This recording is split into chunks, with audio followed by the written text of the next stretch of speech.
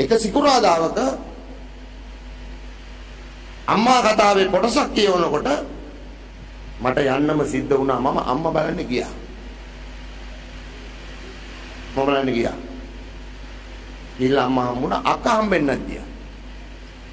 ඒකෙන් මට තියාගන්න ඕන මේකයි. මේක තියාගෙන යනකොට මට ඇඳිච්ච තැන් අපමණයි.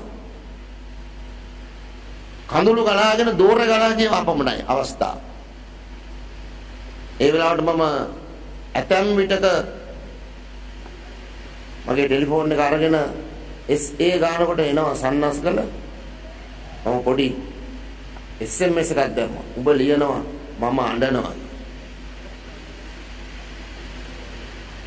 ඊට පස්සේ ආව උත්තරයක්. උඹත් අපේ අම්මගේ බඩේ ඉපදෙන්නේ නැති කියලා.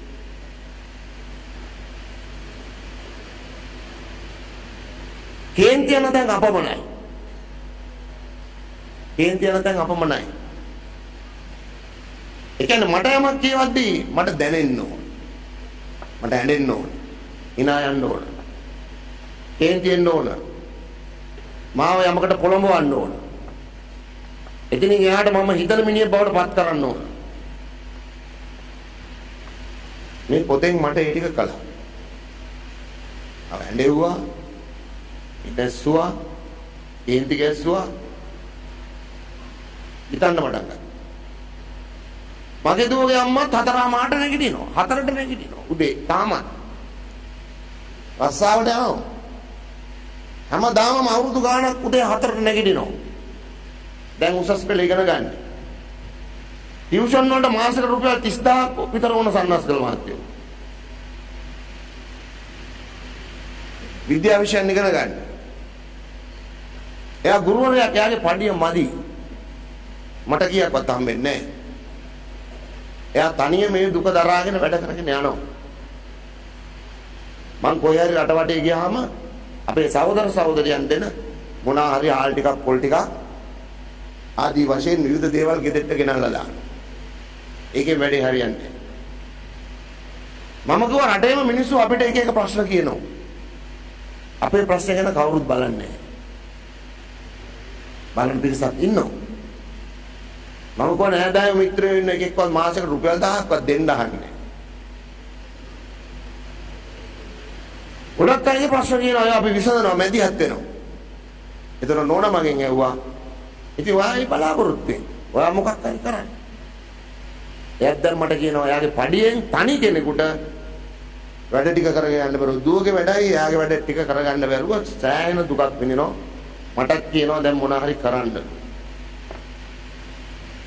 එයා දන්නවා මම අවුරුදු 30ක් ජේප් එකේ ෆුල් ටයිම් කියලා. අතපහක්වත් හම්බ කරලා නැහැ මේ අවුරුදු 30. දැන් මට එයා කියනවා අවුරුදු 30ක් ෆුල් ටයිම් කරමු මට. ඔයත් මොකක් හරි කරන්න බලන්න. ඒ වෙලාව.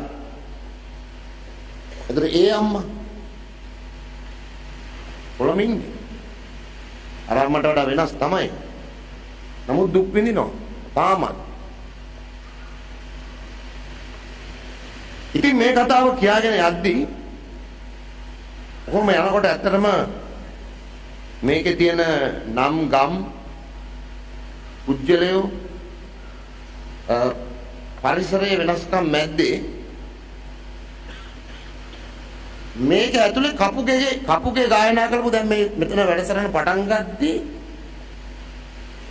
දවසක් පළ නැති හේනේ අම්මත් ඉන්නේ. එහෙමම ඉන්නවා. එක තැනක ඉන්නවා අම්මයි පුතයි දෙමෙන්න යනවා. පුතාව පොඩි තැනකින් ආරක්ෂා කරන්න තියලා අම්මා දෙමෙනවා. මේකේ දිනෝ අම්මා දෙමෙන තැනක් තියෙනවා. එතනදී වහාම හිත දුවගෙන යනවා. ඉක්මනට වෙනවා අතෙන්ට. දවසක් පළ නැති හේනේ. අකාල මහ සිවතුණා කුරුලේ හංගාගෙන මා ඔබ තෙමුණා අම්මේ. ඒක නෙමෙයි වැඩේ. පායනතුරු හිටි පියවර සිටියා නුඹ එල්ලිලා නෑනේ. පායනතුරු සිටි පියවර එහෙමම අම්මන්ට සෙන්නවද මාත්. ඒ අපේ හේන. ඒක අහනකොට අපේ හේන මතක් වුණා. එතන හිටියේ අම්මා.